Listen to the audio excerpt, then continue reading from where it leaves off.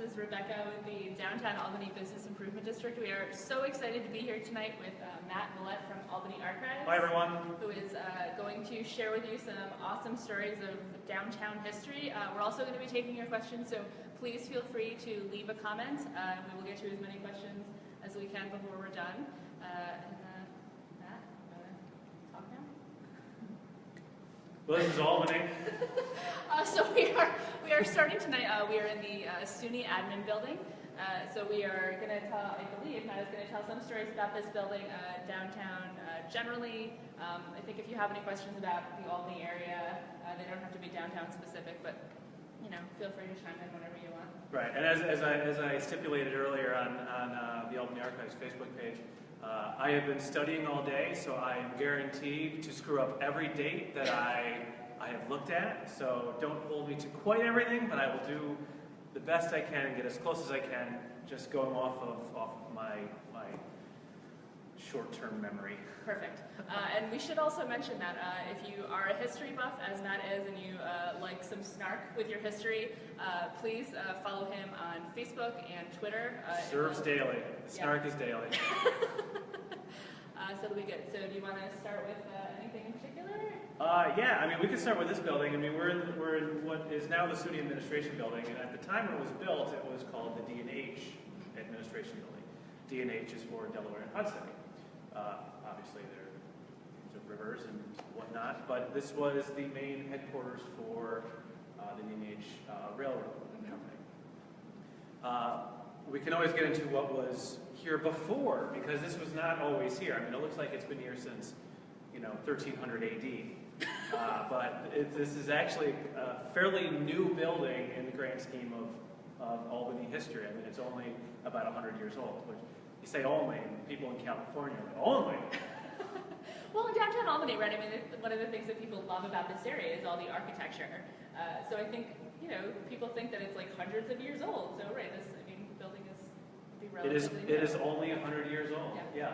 Well, what was here before was, so if we fast forward to like the 1960s and 1970s, urban renewal was this word that was always kicked around. We got to knock down these buildings. Urban renewal, we're putting up the Corning Tower or the Ag or anything really in North Albany that included some sort of warehouse. Those were all urban renewal projects, and you really didn't hear about it until the 50s and 60s and 70s in a much more casual way. But in 1907-ish, in the early 1900s, Albany was looking to do an urban renewal project for the city. And this is what became of it, was this building. They had basically a wharf area of Albany along the Hudson, and all of the ships came in. It was called Steamboat Square, and just north of that, which is where we sit, Steamboat Square, which is south. And it was probably 3 or 4 blocks of just straight dilapidated warehouses and other warehouses. And yeah, just terrible looking buildings. Hold on, I have a map. Don't go anywhere.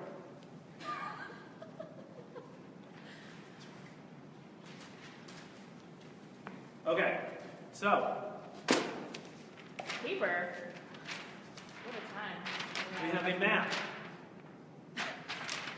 And this map is basically every building from 1876. And this map, it shows State Street and Broadway.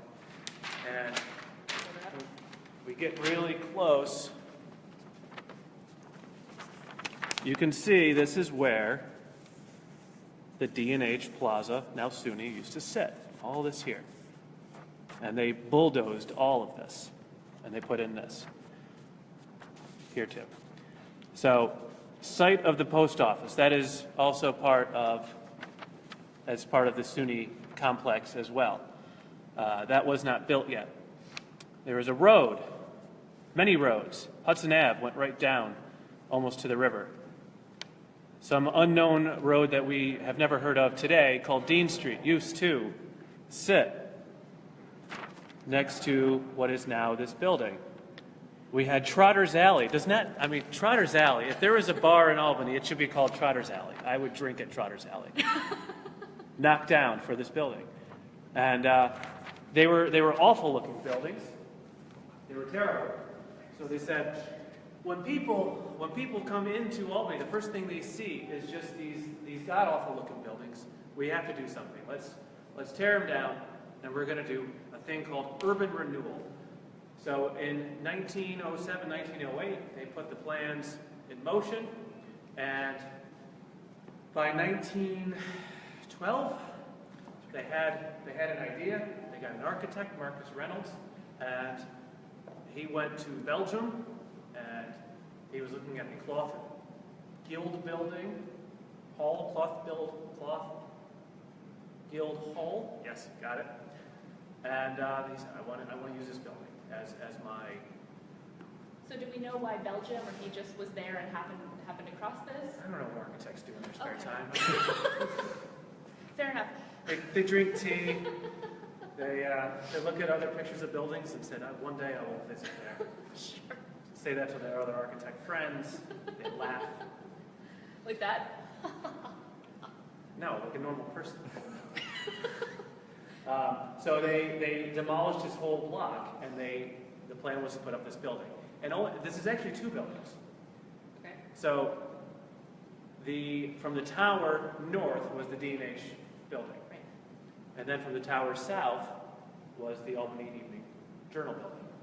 So this was built in the second phase. So this was built from 1916 to 1918. And then the tower north was 1914 and 1915. Okay. So, I mean, a couple broke it up. Yeah. Breathing room. All right, you guys take a break for a few months. We'll start the second half later. So when they did this, they modeled it after the Cloth Guild Hall, and the outside is adorned with everything imaginable in Cloth Guild Hall. So when they did this in Albany, they said, I want to do the same thing, but we're going to make it Albany focused on Albany history. So if you look outside, you'll see, beavers and names of, names of historical Albany figures. Like Schuyler names are in there. A lot of Vons and such. A lot of Dutch names. A lot of strong Dutch names that I won't even care to pronounce right now. But so when they did that was on the north side. And then when they did the south side of the building, they did it with more printers. So William Caxton, the father of modern printing, his name is in here. There was a lot of devils and such in the building. On the tower, there's 4 ogres. But you didn't know that. I did not. There are 4 ogres that sit on the top. One holds a train, another one holds a canal boat, another one holds, I believe, a pregnant giraffe. We don't quite know what the third one is, but they hold 4 different things. And that pregnant giraffe, she never gave birth either. But they, it's amazing that they knew that someday that was going to be a thing. Is that an alternative fact? That is an alternative fact. Don't write that down. Marcus Reynolds, he not only was he a skilled architect, he was also a famed soothsayer. Question from the audience, what is a soothsayer? A soothsayer is a fortune teller. Now you know something even? Yes, fact of the day. Fun fact. See, there's a runner going by right now. What is he doing? He's not looking ahead of him, he's looking up because he is impressed with this building and how can he not be? Yes. So anyways, if you want to take a look around, right now we're standing in what's called the arcade of the D&H/Albany Journal building. And up until the early 1970s, this was actually all open. There were no windows. So this was completely open. And actually right here. Oh, so it was open air. This was open air. Okay. There were no windows. So right here, this actually was open and it fed right through the back here. Follow me, camera. So you could actually have like horse-drawn carriages and all sorts of vehicles. They actually drove right through here and they went to the back because back here was where all the train tracks were. Okay. And they were unloading and loading and doing all sorts of things. What you would do with train tracks. And along here were a series of businesses. There were stores on the first floor. So this was, not only was this the central offices, they were actually on the second floor and up, but the first floor was just Albany businesses that they established down here, shops and whatnot. I don't know what they were, but I'm sure they were fantastic. Was there a bar called the Trotter? Trotter's Alley? There should have been a bar called Trotter's Alley. They've no work would be getting down to the D&H Plaza. They had a newspaper to put out. They didn't have time for that. So what happened was in the 70s, this building was vacant, abandoned. The SUNY administration, they needed a building to move into because they never had a permanent spot. They were in the state education building. They were in the Capitol. They were, I believe that they were at the 99 Washington Ave for a while. They were all over the place. So they said, we need a permanent building. We can't keep moving around. We can't keep renting. So they bought this place and they completely rehabbed the building. They said it was so terrible in here that with the years of being vacant, that they could not save a lot of the things. It was just so let go. It was so dilapidated is a good word. So basically, they ended up having to gut all of the other floors. But there really wasn't anything of historical value in those buildings. This was really the first floor, the main arcade was always the spot that they wanted to show off. Right. You know, they put all of their money mostly into the exterior of the building, which had to be cleaned thoroughly. And if you think about it, I mean, the building was finished by 1918, and by the 70s, you had 60 years of train soot and just pollution that was all over this building, the post office. I mean, all of these buildings down by Broadway were just covered in gobbledygook from the trains. So all of that was cleaned and polished, and probably millions of dollars later, here we are. Yeah. Yep. I do have one fun story, but we have to go outside for it. Sure. Okay. Do you want to go outside with me? Yeah, let's go outside. All right, we're going to go outside. Okay. So there's a story of Teddy Roosevelt's gargoyle. And if you watch Albany Archives on Spectrum News, which is side door, if you watch Spectrum News, which is the old Time Warner Cable News, which is the old YNN and the old Capital News 9, we have a monthly segment.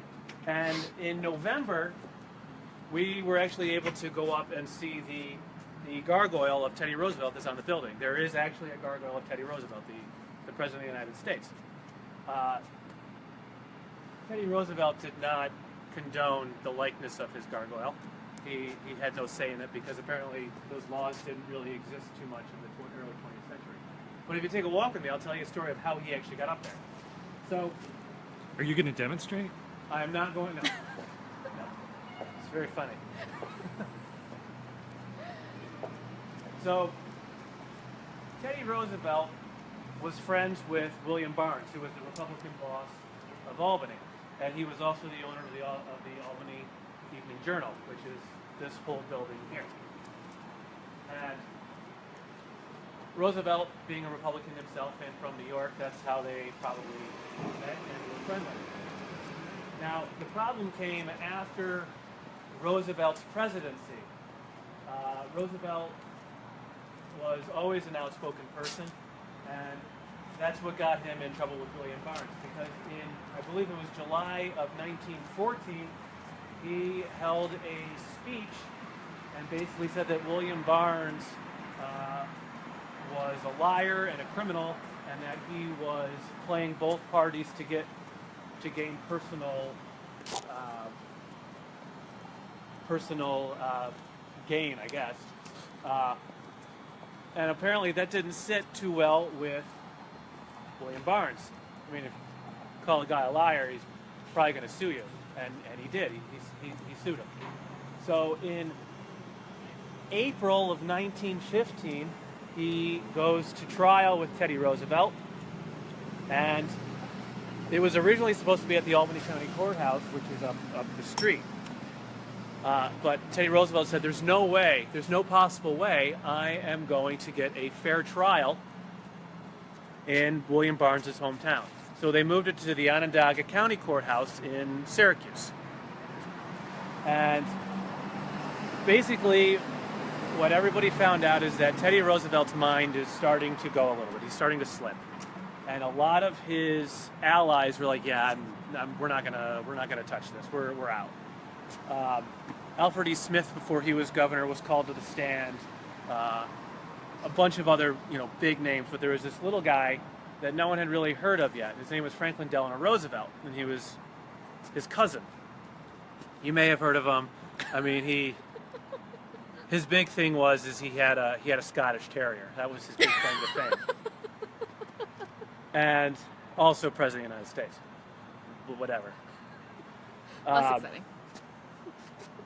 He is able to verify what Teddy Roosevelt is saying is correct. He was there. He heard some of the words what Barnes had said.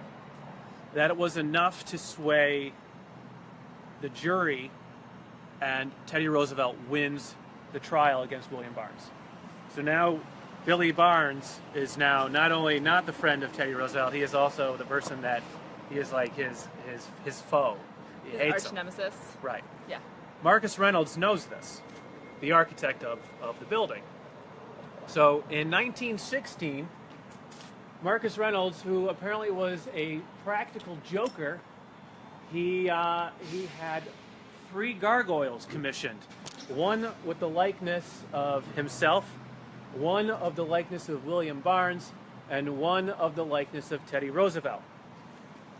The story goes William Barnes had no idea that any of this was happening. So he was coming back from lunch one day, and Marcus was like, "Oh, come here. He's like, scaffolding was all up on this building, so you could go up as high as you wanted."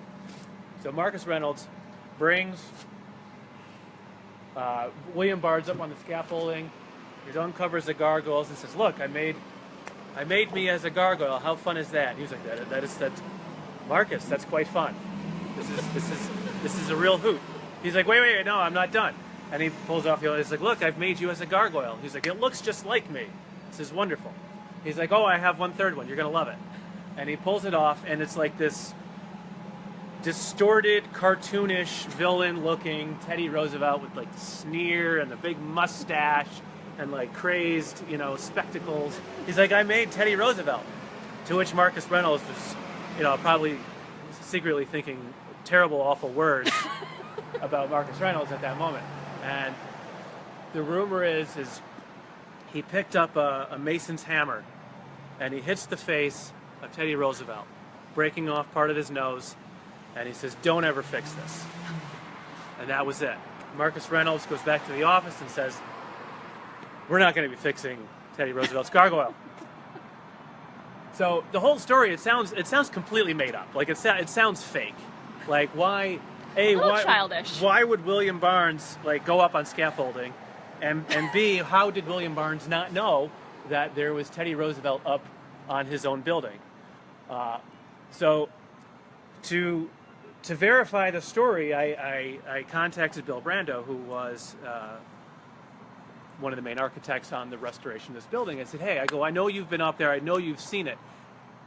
Is there anything missing on Teddy Roosevelt?" I said, "I'm not going to tell you why. Just stick with me. Is there anything going on with Teddy Roosevelt?" And he was like, to be honest with you, he's like, there was a lot of weathering. He's like, he's missing his nose. His nose and part of his chin is missing from just some weird weathering we had. I was like, oh, Bill, that's here's the story, Bill. To which Bill just kindly replies, "Well, that makes sense because none of the others are missing their nose from weathering." So I guess Bill Brando was able to verify that, in fact, a tack hammer or a mason's hammer took off Teddy Roosevelt's nose. So if you want to take a few steps back here, you might be able to see part of it. Grass is kind of mucky and stuff, but so if you look all the way up here, you can see these gargoyles lining this spire, this turret here. And over in that corner, you can see like a profile of a man with a winged gargoyle with a man's face. That's Teddy Roosevelt right there. And there really isn't any good spot to see him, except if you go all the way up to the Central Tower, or if you have a nice zoom on a camera. But yeah, that's the story of how Teddy Roosevelt ended up in Albany skyline. Roosevelt, I doubt, ever even saw it. He probably didn't even know he was in there. He died a couple years after it was put in. But William Barnes and Marcus T. Reynolds. They had fun with it. Well, Marcus T. Reynolds had fun with it. William Barnes, he had his penthouse was up in this area too, up in the South Tower. So I'm curious if he was ever able to see that out of his window. It's just like every morning woke up brushing his teeth and there's Teddy Roosevelt sneering him in the face. But with a broken nose. With a broken nose. Good morning, Teddy. How's it smell out there today? Oh, that's right, you can't smell. But yeah, so I mean, while we're outside, I mean, you can see all of this ornamentation here. This is all printers' names, all this great stuff. This is Plymouth granite. The whole building was made of Plymouth granite, except for all the ornamentation, which was labeled as synthetic stone. Does anyone know what synthetic stone is? It's concrete. It's basically concrete. I mean, that's essentially what it is. But yeah, so this was... We have a tower question. Okay. Is that the tower where the Albany Evening Journal was? The big one or the little guy? I don't know. That's You can see it says Albany Evening Journal right there. So this is the Albany Evening Journal here. This whole building. Yeah. So from the main tower, if you see the main tower here, that was the D&H building. From that building south, this was all Albany Evening Journal, and then the South Tower, which is known as the Albany Evening Journal Tower, this is right here. This is where the bulk of Barnes's living took place. But by 1924, he sold it. Since he was the Republican boss of Albany. That sounds funny. Republicans in Albany. It actually happened at one time. But in 1924, Dan O'Connell, he became the Democratic boss.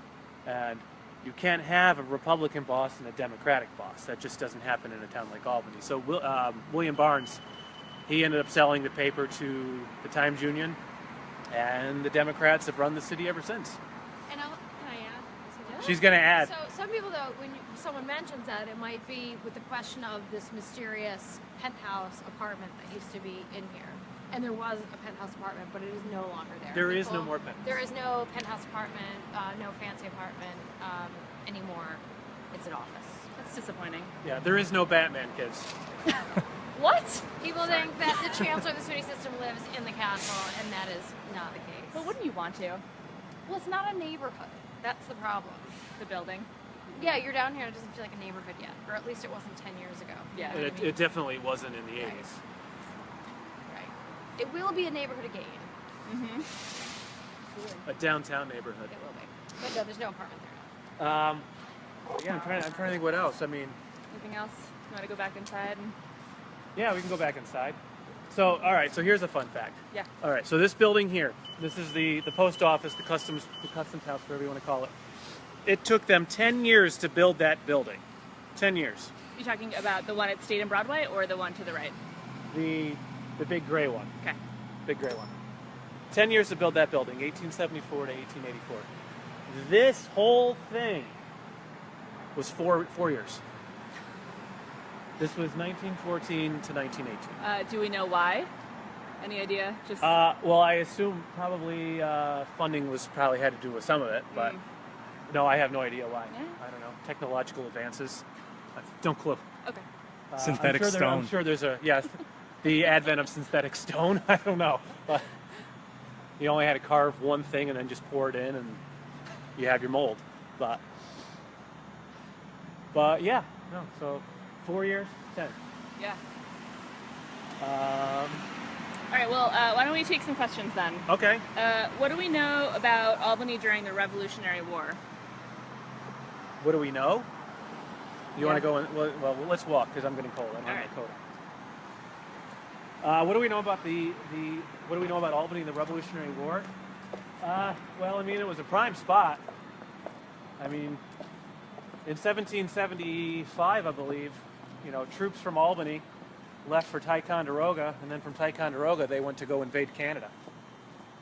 The plan was that we were going to take over Canada, and Albany had a pretty good footnote in that. Philip Schuyler was part of that. Richard Montgomery, I think that was his name, Richard Montgomery.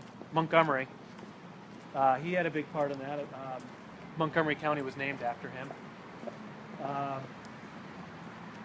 I mean, you know the famous story of the Battle of Saratoga, where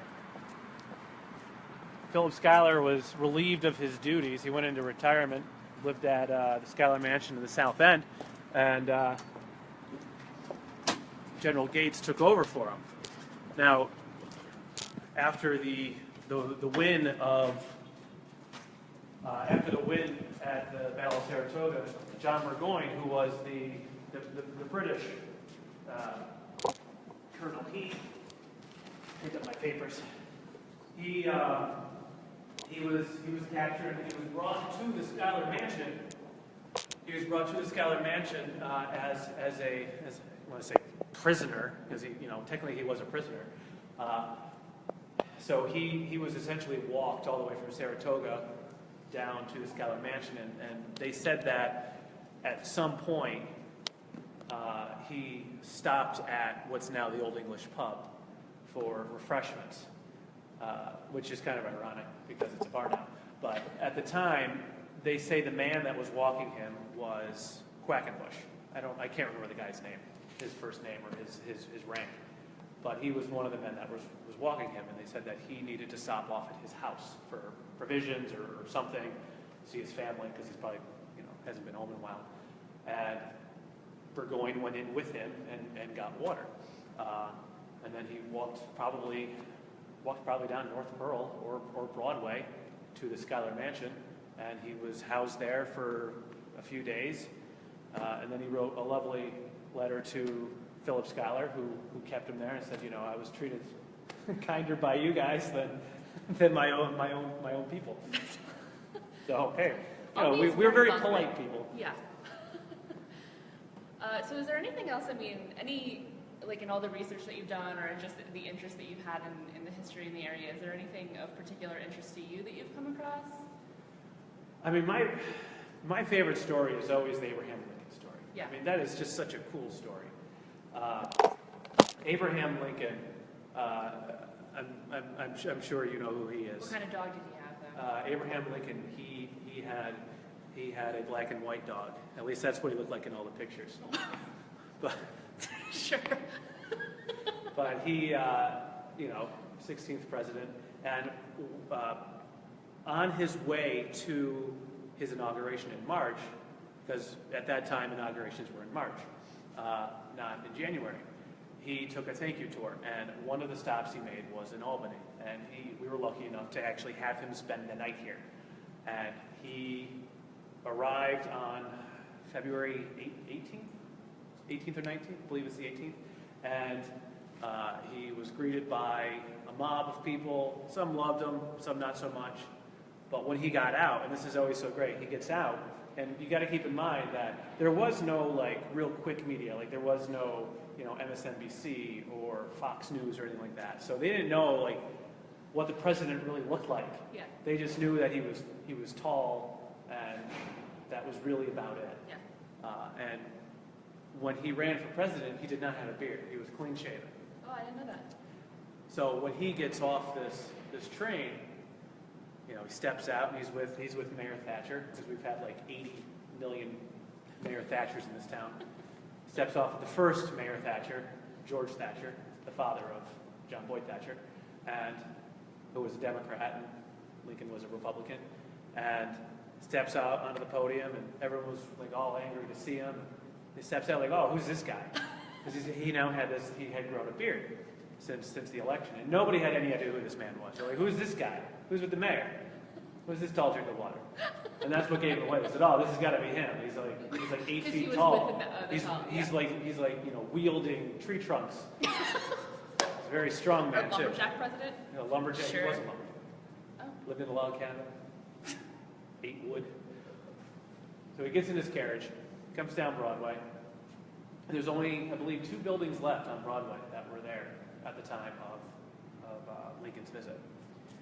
Goes up State Street to adoring fans, greets the governor and assemblymen and legislature and things like that. But on his way back, he passed what was Green Street. It's still Green Street, but Green Street at the time was much more of a theater district. There were at least 2 theaters on that street at the time. And two theaters anywhere in any city clumped together would have resulted in a district, because theater just wasn't, you know, a lot of times they're at houses or church or whatever. But John Wilkes Booth was in town on that same day. And we now know exactly we know the address and we know the location of where the theater he was performing at, and it was on Green Street. It was essentially, it's a parking lot now. I know, don't be surprised. I know, parking lots in Albany. And so we now know that this was most likely the very first time that John Wilkes Booth saw Abraham Lincoln with his own eyes. You know, he had seen him in pictures, he had read his words, but this was probably, we don't know exactly for sure, but we know probably for sure that this was the first time that he saw him. And there were a few other notable names that were in Albany on that same day as well. There was Clara Harris and Henry Rathbone. Now, you may not know the names, but they were in the booth with the Lincolns the day that John Wilkes Booth assassinated President Lincoln. They were their guests. We don't know exactly where they were in the city, but we can pretty much guarantee that they were in the city to see the president, or the president-elect, because Clara Harris, her father was Ira Harris, who was essentially our Chuck Schumer. He was the U.S. Senator from New York, and they were buddies, they were pals. And Ira Harris was here as well. So one can assume that his daughter and his soon-to-be son-in-law were with them. So they would have had a quick greeting and moved on. But that's the only time I can pinpoint, and someone else could completely debunk this, but that's the only other time besides the day he was assassinated that you had Mrs. Lincoln, Abraham Lincoln, Clara Harris, Rathbone, and John Wilkes Booth all within a block of each other. Yeah. And I mean, how many cities can say similar things, right? Like, I mean, maybe that happened in Albany. Maybe Washington, D.C., Yeah. but that's probably about it. Yeah, love it. Yeah. Awesome. All right, do we have any other questions? Who has questions? We had a correction earlier about someone's rank that it's actually colonel. Who is it? It We have a correction. just says colonel. Oh. So what was it Burgoyne? Was Burgoyne the colonel, I'm assuming? I don't Or was it Quackenbush? I don't know. We'll see if it's Maeve, so we'll see if she comments. Maeve will know. Quackenbush. Yeah. So we also have Cameron says, "Tell Daddy that Abraham Lincoln shoved papers in his hat." That's my daughter. What did Cameron say? Tell Cameron's my Daddy- daughter, everyone. Hello, children. Tell Daddy that Abraham Lincoln shoved papers in his hat. Apparently, Abraham Lincoln shoved papers in his hat. I think that's true, right? You said like tall. It was a tall hat. And it is a large hat. See, I mean, like small animals. That sounds like an urban legend. Well, I mean, the man had a big brain. Are you saying that your daughter is a liar? I'm saying my daughter is misinformed, but I cannot, you know. She also is a big fan of John Cena, so I mean, just putting that out there.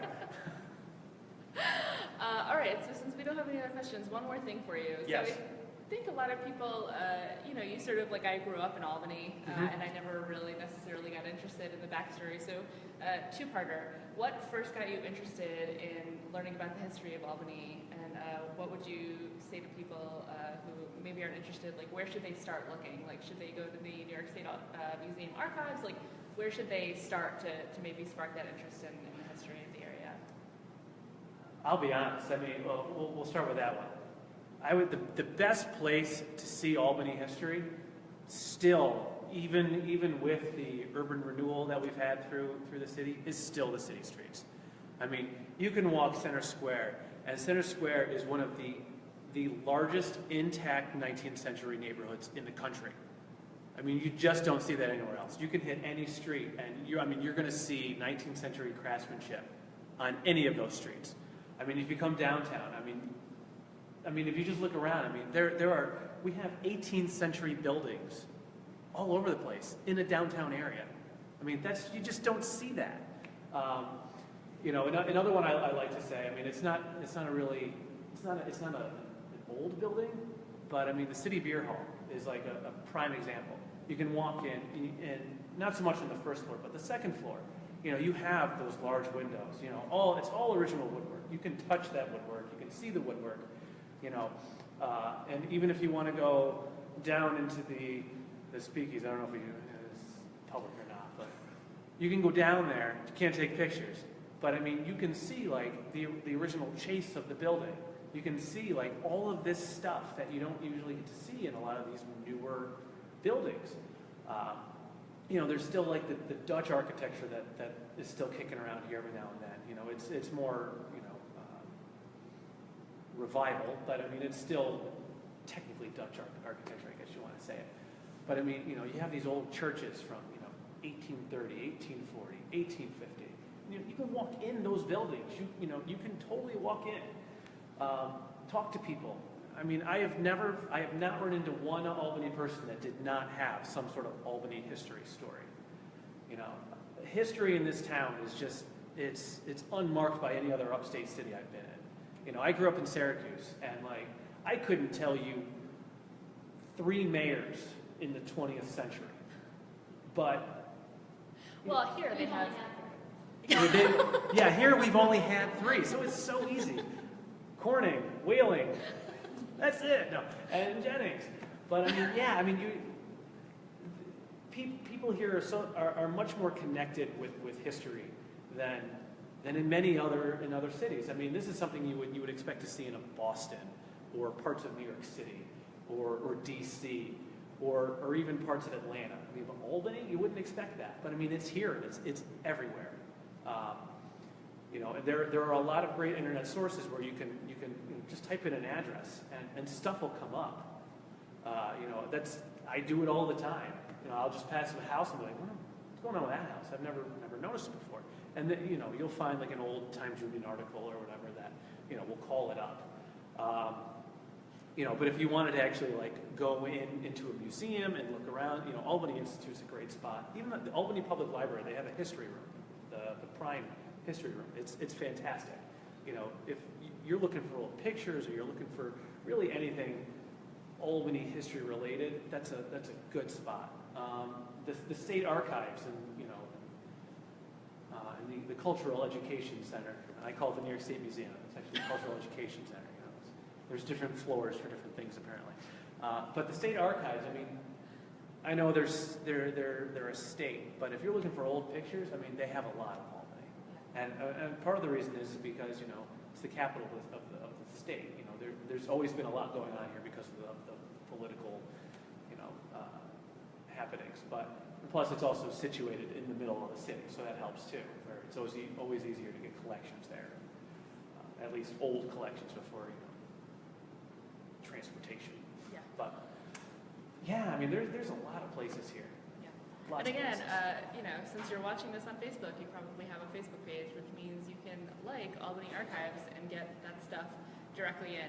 Twitter, also recommend highly. Even if you don't have a Twitter account, go to twitter.com/Albany Archives. It's history with fun and snark and sarcasm, and so it's very enjoyable. And so definitely check those 2 out. Anything else you want to talk about? I mean, I can talk for hours. You just got to point me in a direction. All right, so we'll do another one then. We'll pick another place. Great, yeah, absolutely, I'm for it. All right, so thank you everyone for joining in. If you happen to not start right at the beginning, you can, it'll be saved on Facebook. There we go, English that time. So you can go back and watch it whenever you have the time. Thank you for everyone who asked questions. Thank you, Matt, for taking time out of your schedule. Thank you, Jessica, for letting us in the building. Thank you, Kirby, for manning the camera and walking around. Good job, Kirby. And have a great night. Good night, everyone. Nate.